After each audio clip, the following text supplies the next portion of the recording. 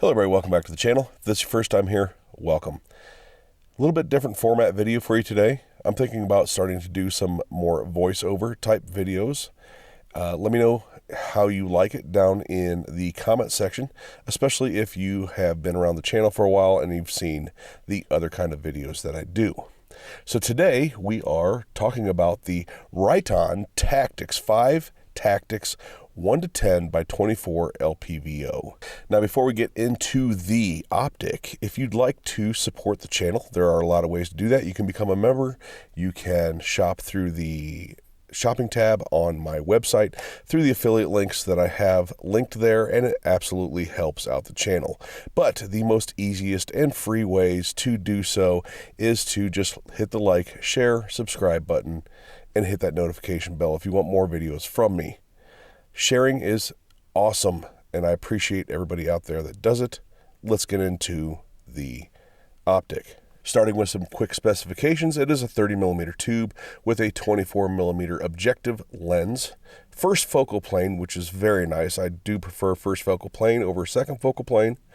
It has what they call their 30T reticle. I will get into the reticle a little bit more detailed in a second. Field of view is 105.8 feet on 1x, and I think that's exceptional. My rule sort of is in that right around 100 feet. It's good. Anything under that is not good. Anything over that gets better as it gets wider. So at 105, basically 106 feet, I think that's very good. Now, it is made of 6061 T6 aluminum. It's very durable. I have dropped it. I have dropped it a few times, and it's always held zero, so that's been very nice. The eye relief is 4 inches. That's, I think, an understatement. This thing has exceptional eye relief. On most of my LPVOs, I have the offset mount, the cantilever mount, mounted almost all the way to the back of the rail section of the upper. This one I have mounted all the way forward. Needless to say, this has exceptional eye relief. Now, this is an MRAD design, and I'm not as familiar with MRAD. I don't use it as much, therefore I don't like it as much. I would much rather see an MOA adjustment. I believe it to be easier to use. I believe it to be a better adjustment type, but there are plenty of people out there that like MRAD. The adjustment range is 40 MRAD, and it is 1/10 MRAD at 100 yards. The length of this bad boy is 11 1/4 inches long and weighs 1.6 pounds, 26 ounces. So it is not the lightest out there, but it is certainly not the heaviest. And I do believe this has Japanese glass in it. I could be wrong. I've been wrong before. But I believe this does have Japanese glass in it. It is very clear, very, very clear glass. Now, this is 1-10, and if you guys know anything about LPVOs, there's 1-4, 1-6, 1-8, 1-10. There are some 1-12s now. As that magnification goes up, there is degradation in other facets of the optic, and it usually has to do with the 1x or 10x or both.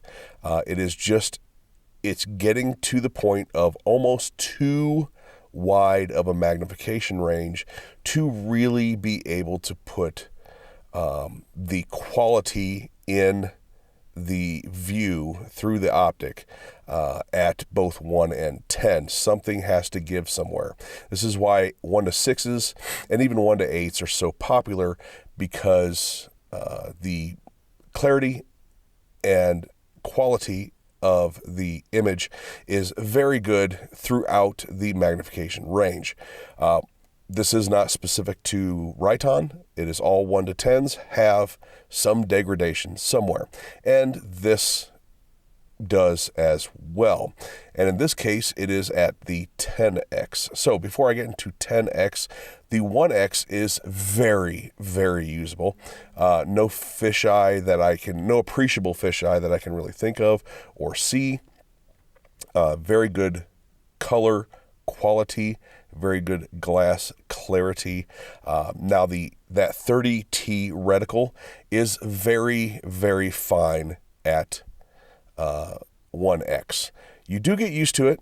It takes you a little bit to get used to it. It takes you some shooting, some training with it in order to get used to it. But once you do, you pick up that very fine reticle on 1X, and it's very usable.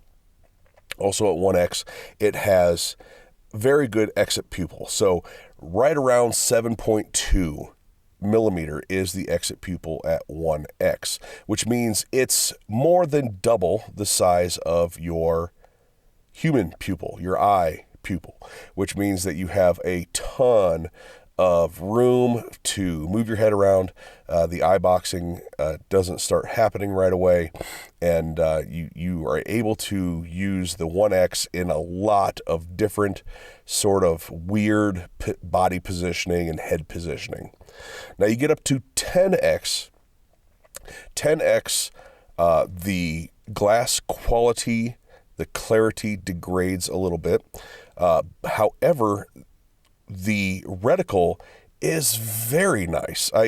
If the reticle wasn't so nice on 10X, I would say 10X would be a complete loss.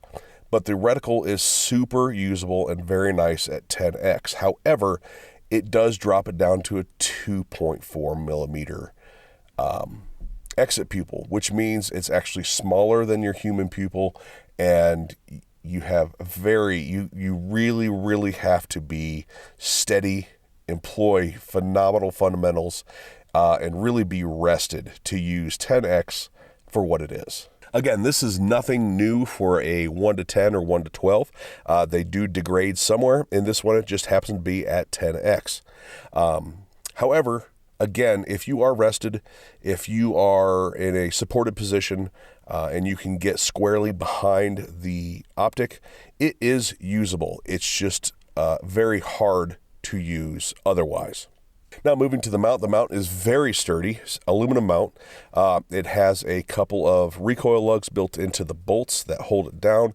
It has nice locking quick release levers, and I'm not really a big fan of quick release, but these seem to be very sturdy. I've not had any problems with losing zero or the optic getting loose. Moving up to the Illumination. The Illumination is in 6 increments. It's 0 to 6 without any night vision settings, and there is a dead spot between each one. I like the dead spot between each one because I will keep it on the dead spot between 1 and 6.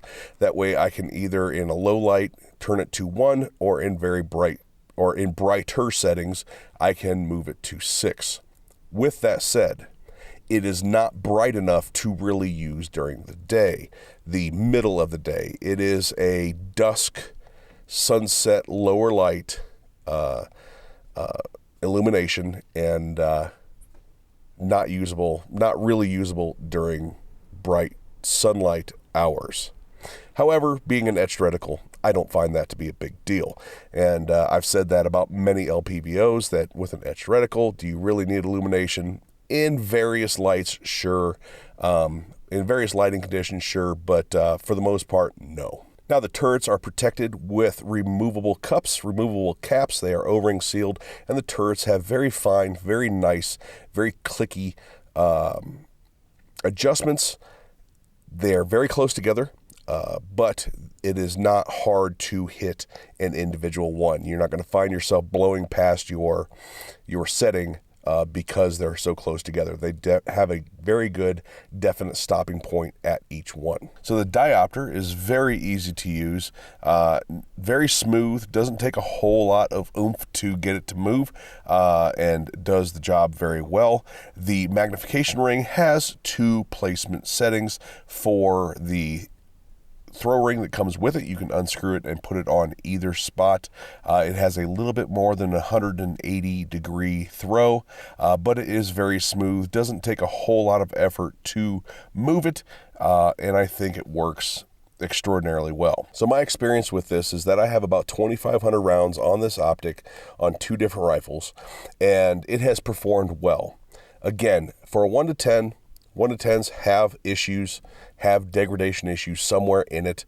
They are give and take, and this one's no different. There is give and take with this one, and that take, the negative point is in the 10X. You have to work very hard to be able to use the 10X.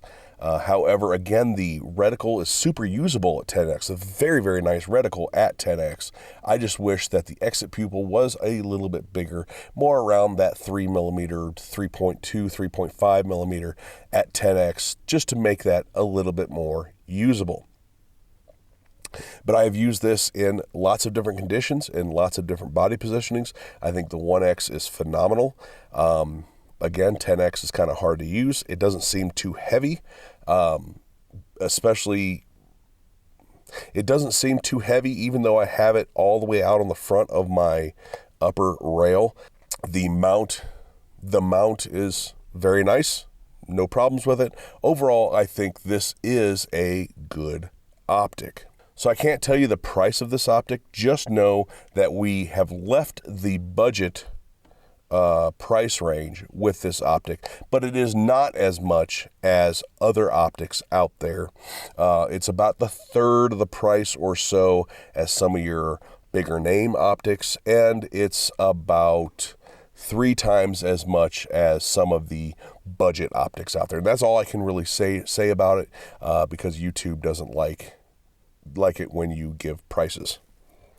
So overall, again, I think this optic has some minor issues. There is definitely some give and take with it, but those are the give and take that you find with a lot of the higher, wider magnification range optics on the market in the LPVO class.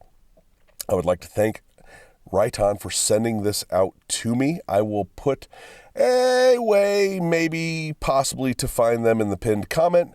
And other than that, I appreciate everybody out there watching. Again, a little bit different format video. Let me know how you like it down below. Thank you to all my members, subscribers, and people that support the channel out there. You guys are awesome, and we'll talk to you later.